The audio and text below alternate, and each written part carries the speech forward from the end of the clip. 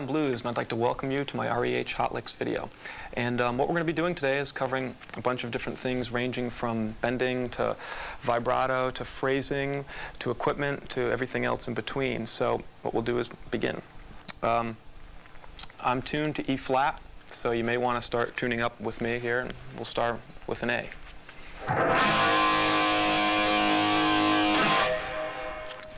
Okay.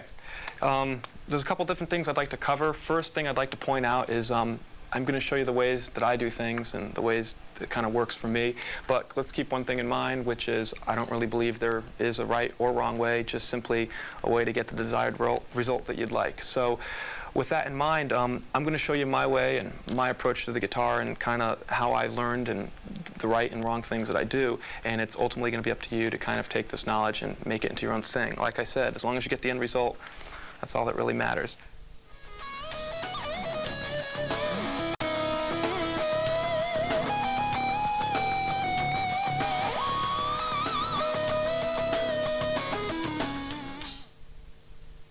The first thing I would like to cover, we're going to start slow and kind of build up, would be bending. I think bending is very important because what it does is it takes your vocabulary of notes and it ultimately really kind of helps it grow a lot. By taking the same notes and bending them, you're kind of getting a lot more with what you're doing. And now we can start with the simplest stuff, which I believe are like the 2-fret bend, which is the standard stuff that most blues players do. For example, let's say we're playing in D, which would be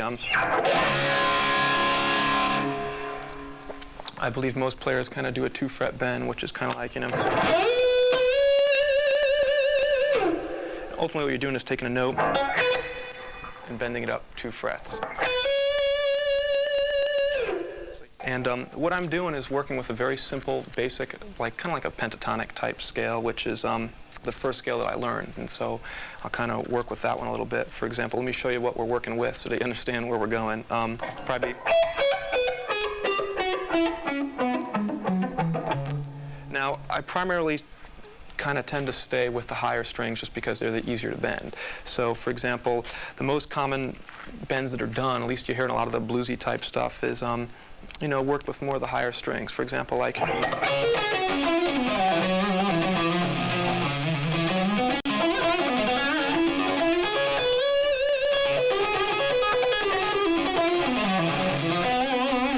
or kind of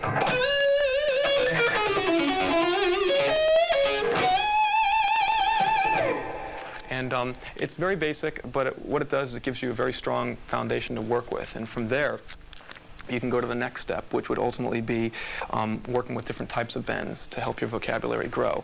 For example, the most common one, like we stated, would be a 2-fret one, which would be. What I like to work with a little bit differently is taking a 1-fret bend, and it's still basically the same notes, it's just a little different. For example, the note I would come in with would be more of a.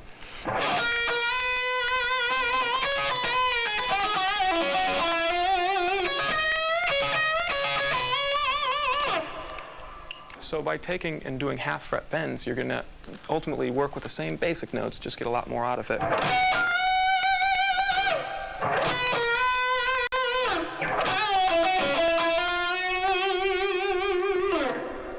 And by doing that, what it allows you to do is ultimately expand your vocabulary without really changing any notes, kind of like cheating, kind of cool.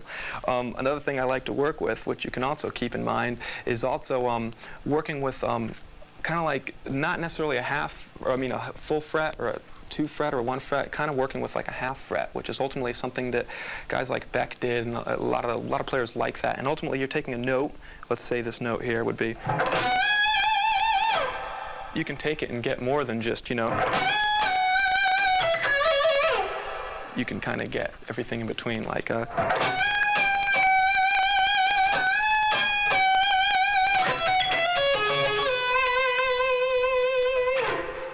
And by doing that, you can ultimately make your sound a little bit different. For example, I try working a lot with, 1/2-fret and also things in between that are technically not necessarily correct, but kind of work and give your playing a different sound. And you can also overbend. A lot of players do it, and done properly, it can also add a lot to your playing style. For example, kind of like.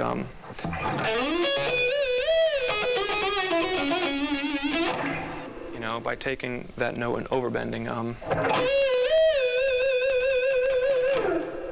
once again, it's not necessarily any different notes you're working with, just a different application of bending. Now, I think bending is very important because ultimately what it allows you to do is just, make a standard scale sound a little bit different, which also brings me to the next step, which is kind of like your vibrato. I think the vibrato is very important because it really helps separate a lot of guitar players. I mean, you have to keep in mind that, a guitar is basically, some frets and 6 or 7 strings, depending on which one you have, and a couple pickups, and you have to realize that all your favorite players sound totally different. And it's not because they have anything special or do anything differently. It's simply a matter of fact that, they take what they do and do it differently. So I think it's kind of up to you to kind of focus on how you're doing what you're doing rather than trying to figure out what everybody else is. For example, I think the vibrato is very important because the same note, vibrato 2 different ways with 2 different sounds, it's like 2 totally different feels. For example, I can take this note here and make it almost like a ballady type feel, like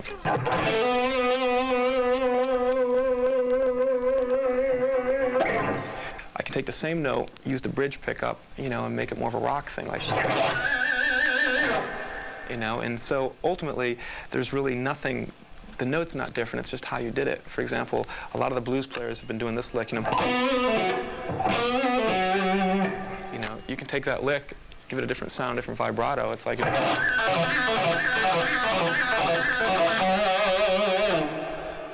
the lick didn't change any. It's basically just the way I played it. So keep in mind, it's all at your fingertips. It's simply a matter of you as a player deciding, what comes the most natural and getting your own sound out of it. Also, in regards to vibrato, there's a couple different ways to achieve, getting the vibrato that, you're going to choose to be the one you're going to work with. But also, the whole reason for even working with vibrato and kind of trying to focus in on it is a lot of it kind of started when I first began to play. The very first in the very beginning stages of my practicing, I wasn't really sure of pitch. I had no idea of where to bend the note, and I always used to kind of like overbend, but never intentionally. If I was playing an E, I would kind of come in and kind of bend a little sharp. And it was not quite the desired effect I was looking for. So what I used to do is that by working with the vibrato, I figured if the note was kind of somewhere in the middle, and I bent between here and there, I knew it was in there somewhere. And that's ultimately how I originally kind of came up with that really wide. And that's ultimately how I developed it, by working with kind of covering myself. So that's how I developed a wide vibrato, and that's why I use, for my playing style. And some exercises to work with depends on, how you want to achieve your vibrato. A lot of players do it differently. A lot of players pull down on the string, for example. A lot of players push up. You're ultimately, as long as you're using just your fingers, you're ultimately just taking the note and bending it sharp. You can do the sideways vibrato, which a lot of the classical players do tend to favor just because of the nylon string, don't tend to give as much as the steel strings.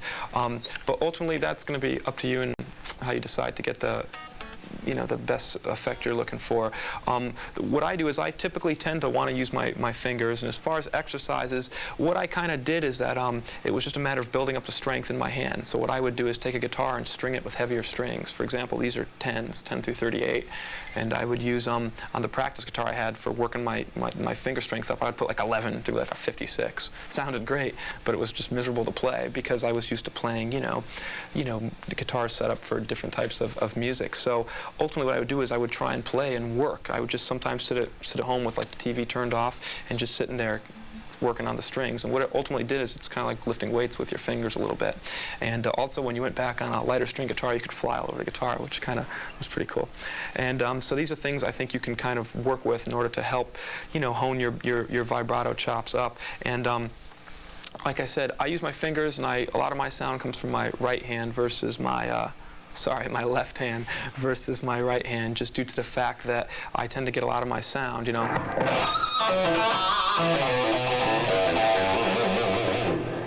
All my sound pretty much seems to come much more from my left hand, just because it's kind of the way I've developed my style. I tend to not rely on as much of my picking hand as possible. And like I said, I use my fingers, so you're ultimately always pulling the notes sharp. You may want to consider using your whammy bar if you do have one. Like I said, typically on most guitars you tend to go flat with the whammy bar, for example, and it gives it a different effect. For example, if I take this note here with my fingers, I tend to pull it sharp. If I used a whammy bar set up on most guitars, you tend to go flat. So I tend not to use my whammy bar because it's kind of, I've just developed working with my fingers, and it's also, I can't get as much of a response out of it, especially on the higher strings. And if I tend to use the bar, it kind of gives it a different feel altogether.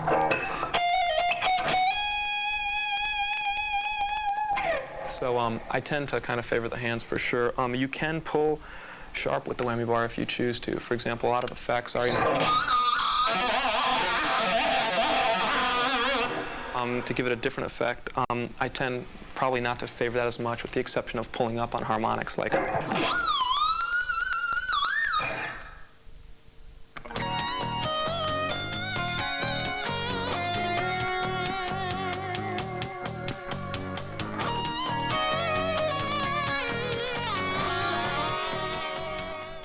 The next thing I'd like to touch base on is something that's probably the most important and also kind of the hardest to teach, just due to the fact that it's something that becomes a very personal thing, which is ultimately your phrasing. And the licks you're playing are ultimately only as good as they're kind of set up to be. For example, if you're playing on a fast song, everybody expects you to play fast. Try playing slow, because it's something that's a little bit unexpected, and it tends to give kind of the listener, something to latch onto per se, rather than trying to, beat the masses. So a lot of the phrasing, like I said, is going to have to do with your rhythm and the way you phrase stuff. I learned a lot from watching drummers play. From watching drummers, I realized they only had a certain amount of things to hit, yet they could play extended periods of time without repeating themselves. So I like to kind of, work with setting up the lick.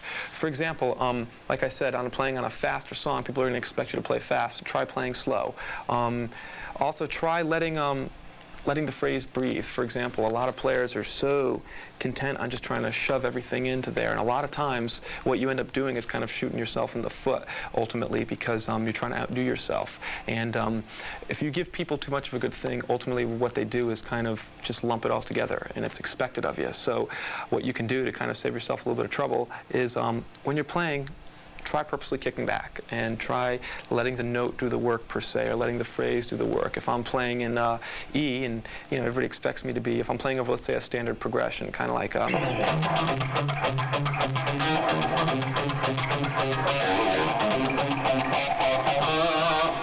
think a lot of people are going to expect me to come in and go, save yourself the time. If you're playing over this progression,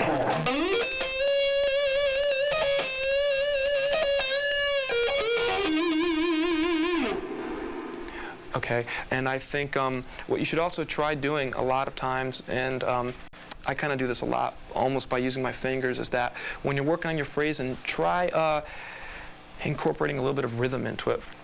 As far as the phrasing goes, if you take your, kind of give your lead playing a little bit of rhythm work, ultimately what you can do is give the listener kind of something to latch onto. So it's definitely something to try and incorporate into your lead playing, rather than going out and trying to kill the person.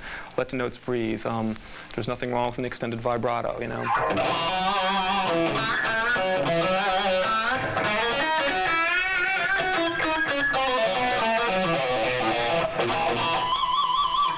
And for example, a good way of doing this is a lot of times I'll try and shuffle stuff, and it kind of helps give a fairly decent feel to what I'm doing, rather than just kind of cranking out standard licks. By throwing kind of a shuffly feel into it, if you're playing over a shuffle, it really helps. It's kind of like